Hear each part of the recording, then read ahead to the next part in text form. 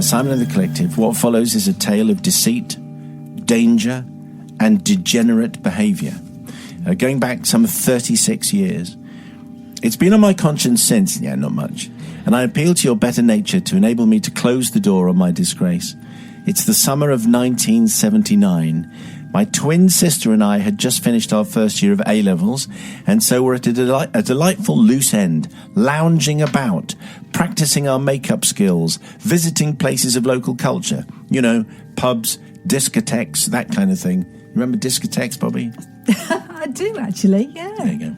As most youngsters will do, given half the chance. It's that loose end that you're at the end of A-levels. What a wonderful time that is. That summer, having just completed an extensive and costly refurbishment of the kitchen, our parents were about to set off on a well-deserved 2-week holiday, leaving us at home to feed the cat, pay the window cleaner, and continue our busy lifestyle. On departure, Dad called us into the kitchen and said, "Now, here's £100, girls. This will be in 1979. Yeah, 1979, blimey. This will be enough to buy your food for the fortnight and give you a couple of nice nights out with your friends. But please, don't spend it all on booze." That's loads. That's a lot of money, That's do a you lot of think? money. Anyway. Well, we heeded our dad's advice. We didn't spend all of his cash on booze, just most of it, leaving just enough to buy a cheap bottle of hair dye. Because obviously that's what you do with the loose change. You see, the year was 1979, punk was still shocking the world, and our own favourite, David Bowie, was in the charts at the time, so colouring one's hair was pretty much essential. We both had hairstyles of the moment, short at the sides, longer and savagely back-combed on the top. My sister was planning on a blonde quiff like Alana from the Thompson Twins. Yeah, you got that? Oh, yeah, good look. Very nice. And I was going for a more subtle white stripe down the left side of my head, like a skunk or a badger. What a nice image. Not so much.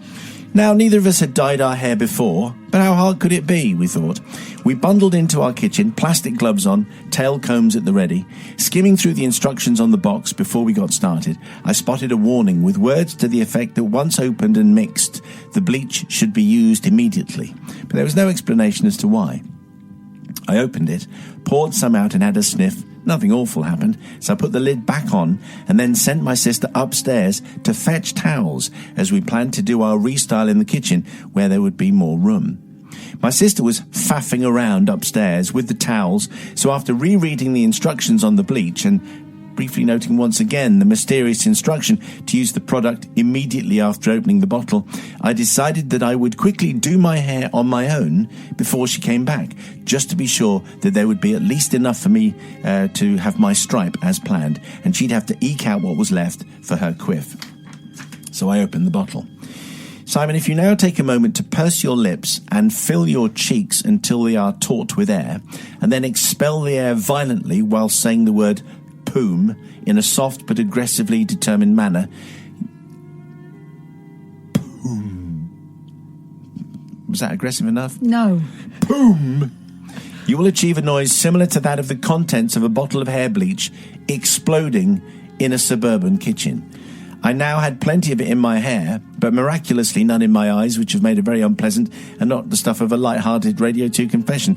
As I tried frantically to rinse the bleach from my clothes and hair over the kitchen sink, my sister returned with the towels and went, "Oh, no," blinking slightly camp like that. Blinking the water from my eyes, I looked around the room. Purple, foamy bleach dripped from every new cupboard. Remember, this is a new kitchen.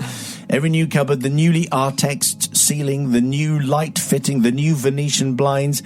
How had such a small amount of bleach gone such a very, very long way? Needless to say, once we'd scraped up sufficient bleach from the worktops and other flat surfaces to enable us to dye our hair, as I said, we were 17, our priorities were a little skewed, we set about cleaning up the kitchen. Wiping bleach off spiky Artex on the ceiling with a cloth is neither easy nor enjoyable. For the record, using a J-cloth on spiky Artex leaves blue fluff on the pointiest bits, which you then have to pick off, thereby doubling the required effort. The Venetian blind was especially taxing, but we persevered heroically. We hit a problem, though, when wiping the newly papered walls.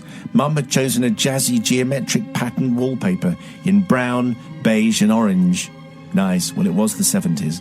Where the bleach had splashed, only white blotches remained. She would definitely notice this. We couldn't redecorate the room ourselves, so instead we grabbed our felt-tip pens from our pencil cases and between us coloured in all the areas of the missing pattern. It took us blooming ages, but it was surprisingly effective, and we congratulated ourselves. Our parents never noticed the crime, never knew what we did, never looked closely enough, although they were less than pleased with our hair colouring efforts. And I quote, "How do you think you're ever going to get a job looking like that? Silly schoolgirls, you're not pop stars, you know." Anyway, we took our scolding meekly, thinking, if only you knew the truth of what happened to your kitchen. There are many transgressions to forgive here. The frittering of our parents' hard-earned cash on cheap German wine, my shameless hurry to use the bleach before my sister, but mainly the deceit and conniving required to ensure that our parents never discovered our crime, with the aid of our felt tips. I beg the team's forgiveness, and if it will make the collective more sympathetic to my appeal, may I also say that whilst my sister's white blonde quiff was an absolute triumph, I was hugely disappointed in my own badger stripe, which turned out yellowish and looked, to be honest, quite common. Nice touch at the end, Nicci. Yep. Thank you. Okay, so I'm sure there are going to be quite a few hair dye disaster stories. But, you know, when the bleach goes across a newly decorated kitchen, you are in a lot of trouble. Anyway, Joe's going first.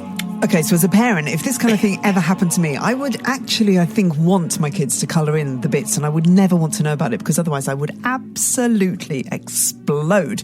I forgive completely, because this is in the name of fashion and beauty, and if you are celebrating having done loads of exams and you've got the summer coming up, then this is the kind of thing you do. You do practice makeup on your best friend, and you do dye your hair, and if you're given money, of course you're going to use that money to make yourself look amazing and do the stuff that you've been dreaming about for ages. £100. Yeah, wow. Spend it on hair dye, kind of thing I would have done. So yeah, you're totally and utterly forgiven, and David Bowie would definitely have approved. If that had been your kitchen... Yep.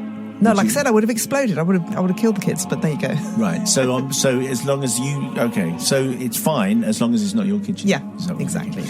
Young Bobby. Yeah, it's their resourcefulness that I admire. I'm a little bit with Joe on this one, although you should always take care with hair products. They didn't do a patch test, did they? I mean, how many of us... I kind of did. Yeah, and just, well, yeah, but not as not with the 24-hour required period to see if it's going to affect you. Be careful with chemicals. I mean, it's re-imaging, isn't it? You're reinventing yourself.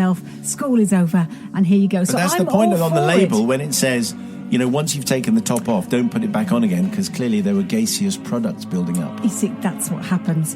Be careful. I think your mum and dad are brilliant to leave you and give you that much money. I think in this case,